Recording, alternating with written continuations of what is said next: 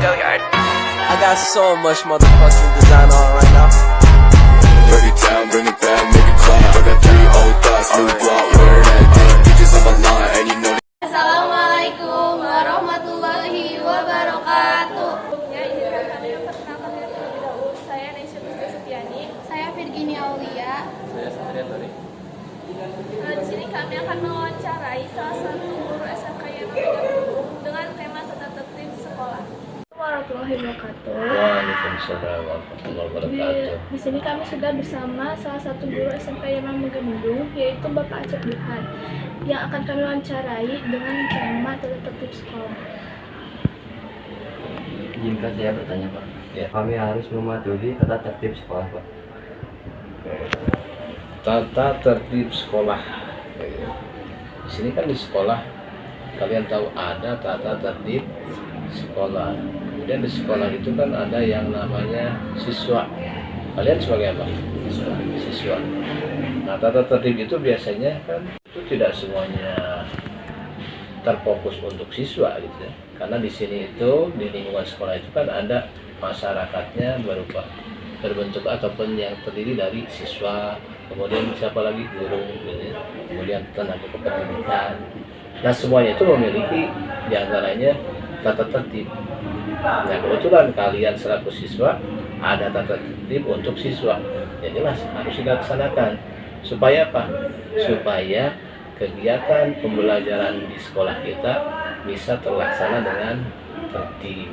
Gitu kan? Kalau tidak ada tata tertib, mungkin kalian bingung nanti gitu ya.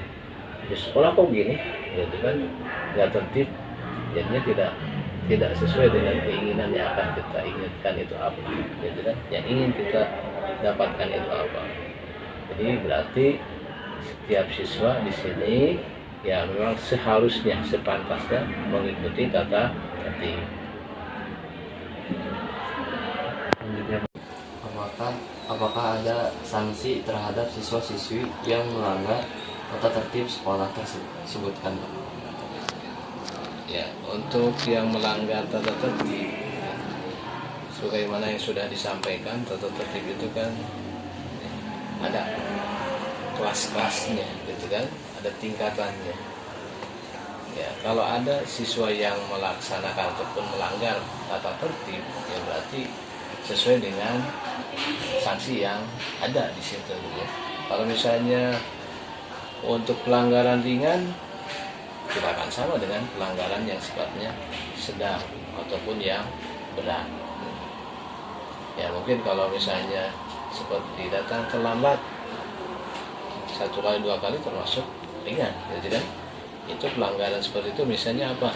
Ya dikasih teguran. Kalau memang sudah sering, dikasih berupa sanksi yang lebih lagi. Tujuannya untuk mengingatkan supaya tidak terulang. Dan kalau mau terus ya tahapannya beda lagi. Itu ya. Jadi salah satu contohnya adalah dikasih penjelasan, teguran itu juga termasuk sanksi. Gitu. Menurut Bapak, apa faktor penyebab dari siswa yang melanggar tata tertib sekolah? Ya, untuk faktor penyebab siswa melanggar tata tertib itu diantaranya yang pertama kesadaran.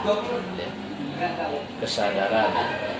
Jadi kalau misalnya siswa tidak memiliki rasa kesadaran yang tinggi, seperti misalnya apa, harus datang pagi-pagi gitu kan.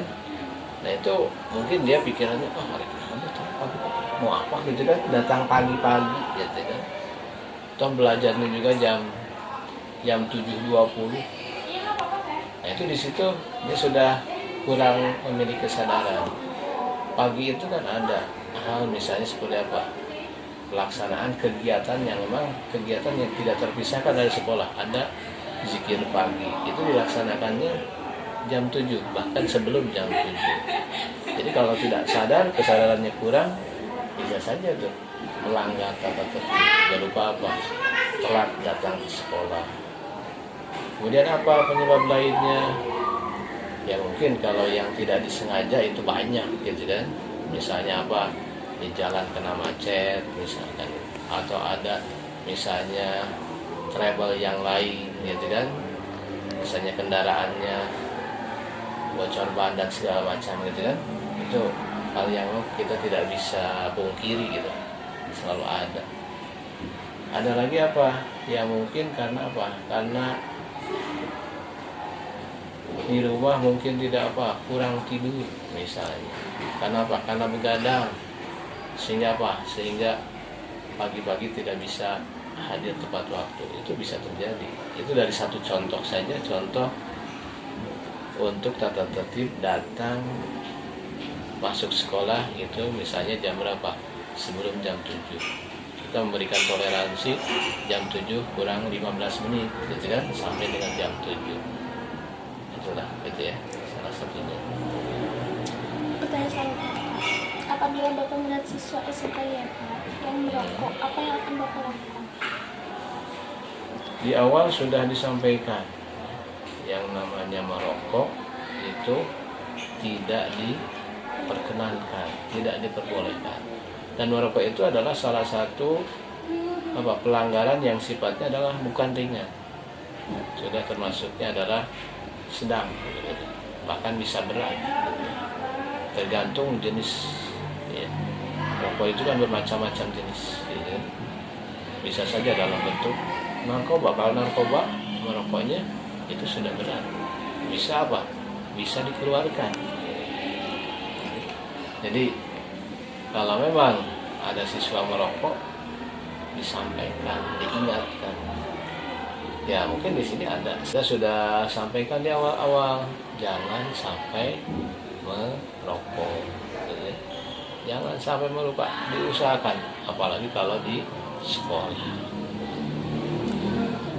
Apabila terdapat siswa yang melanggar tata tertib yang atas seperti menggelar nikah, terus nikah di sekolah gitu, sanksi apa yang akan diberikan kepada siswa tersebut?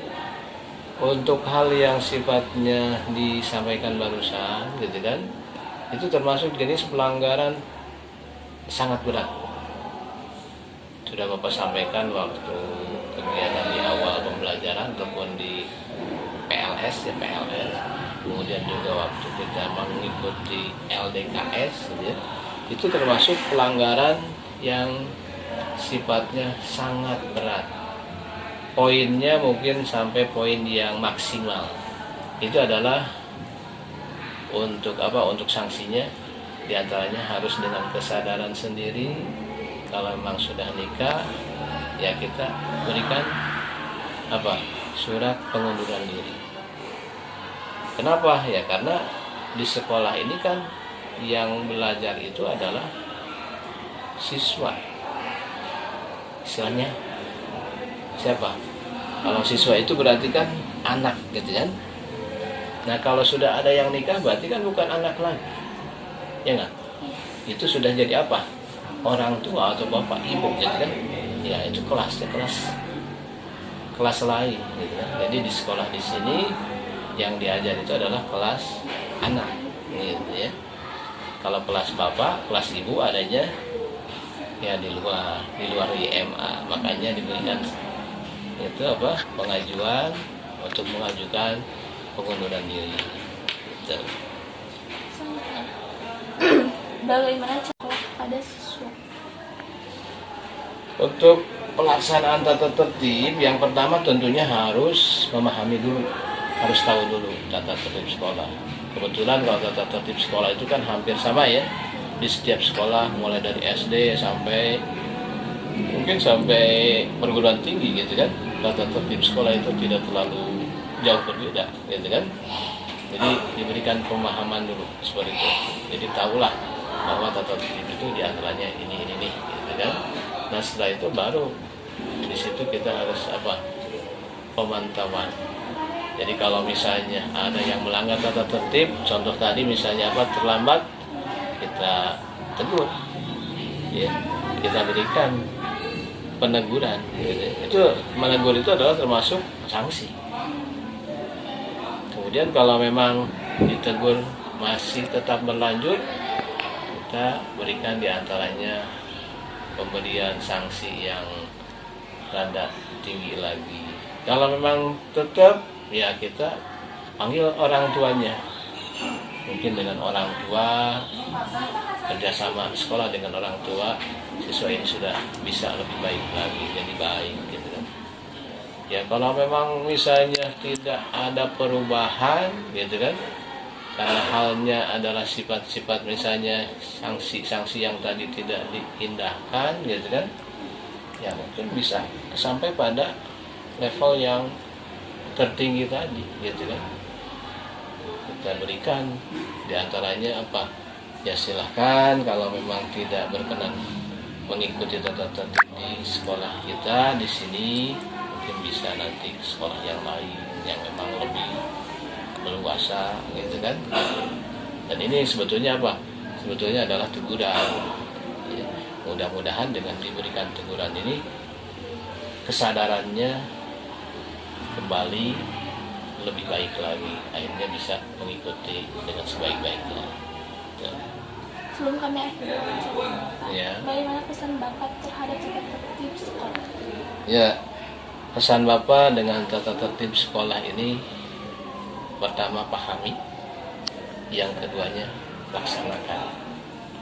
Karena dengan memahami dan tentunya kita akan mudah untuk melaksanakan.